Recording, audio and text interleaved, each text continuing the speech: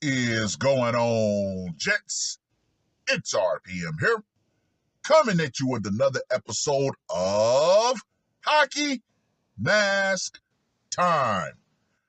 Now, before I get started, let us bow our heads and recite the HMT motto, shall we?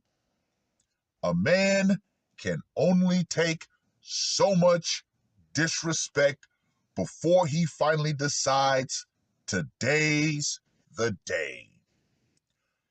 Gentlemen, the Sunday sermon of slaughter is officially on. If I do nothing else during the week, you guys will get HMT on Sunday.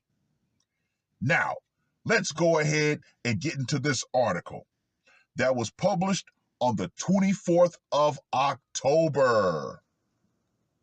St. Paul man, 65, sentenced to nearly 11 years in prison for beating his wife to death. After beating to death his wife of nearly 50 years, Arvid Harry Johnson wrote a note on a paper towel that read, quote unquote, "I didn't mean to hurt my wife. I love my wife."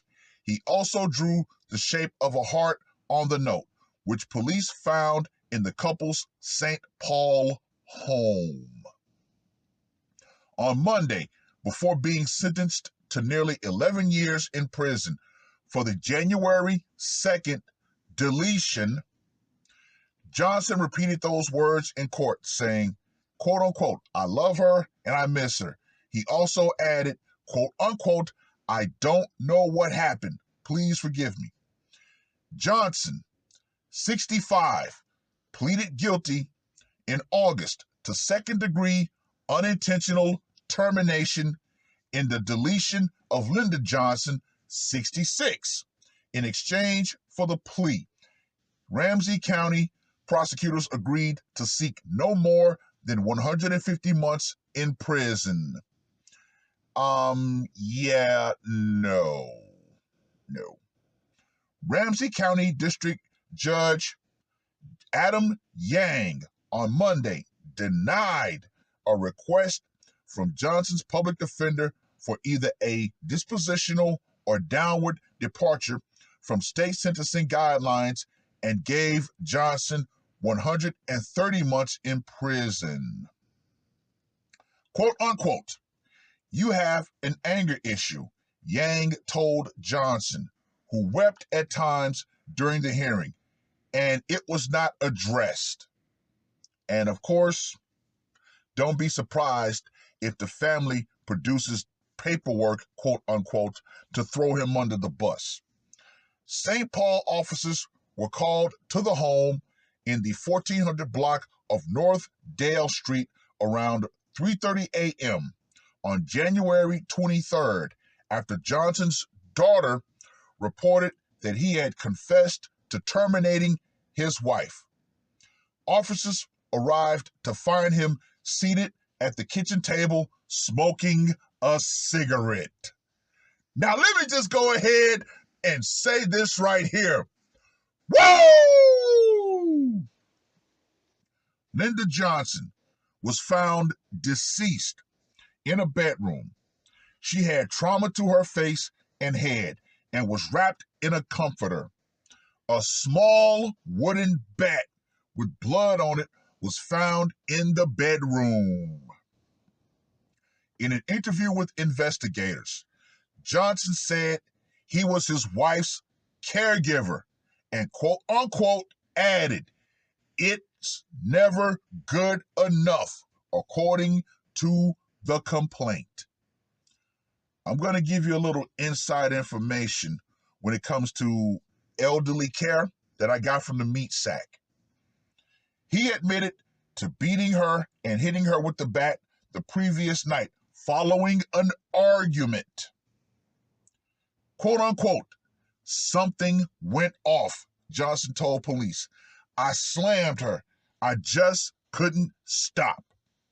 He told police he tried to unalive himself but he couldn't go through with it. The judge had Johnson give credit for 275 days he's already served in custody. Well. Anyway, let's get to that scorecard, shall we?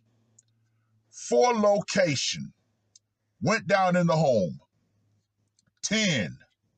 Method of execution, the bashing bat. Another 10. Psychological impact.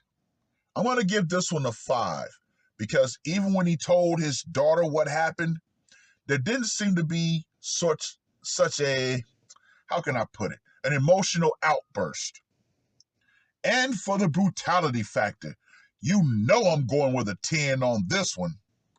So Arvid the Annihilator gets a score of 35.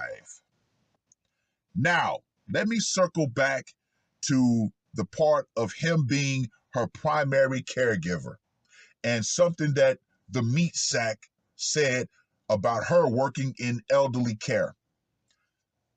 A lot of elderly people are not as nice as you would be led to believe. They are not. Now, there was a particular woman that the meat sack was caring for that eventually, through her own entitlement and the fact that she constantly argued and, treated the meat sack like shit, one day the meat sack actually came back home from a long shift and was like, honestly, I hope that bitch dies. Yeah, as a caregiver, you will eventually come to that point, especially if the person that you're caring for is argumentative, is entitled, and constantly demeaning you. So, with that, I can give the guy a little bit of empathy for his plight, especially him being a male caregiver. Oh, no one is going to actually give a rat's ass about him. And if you look in the comment section is always golden. Oh, he should have did this. He should have did blah, blah, blah, blah, blah. Yeah, the NPCs, the knuckle draggers, the normies and conformies on their moral high ground, get the absolute fuck out of here. But all in all, a lot of caregivers at a certain point decide to start harboring resentment and all-out hatred for the person that they're caring for. It is what it is. But I've rambled on long enough. Read the full article. Let me know what you guys think. And women, even elderly women, one day the power will go out. You're already done with feminism, but still believing in that mentality that you can still demean people and treat people like crap just because you're still a woman, will go out right along with it.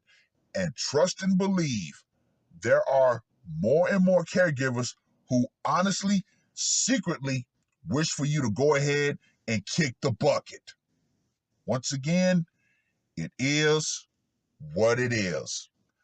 That's all I gotta say for this one. R.P.M. I am out.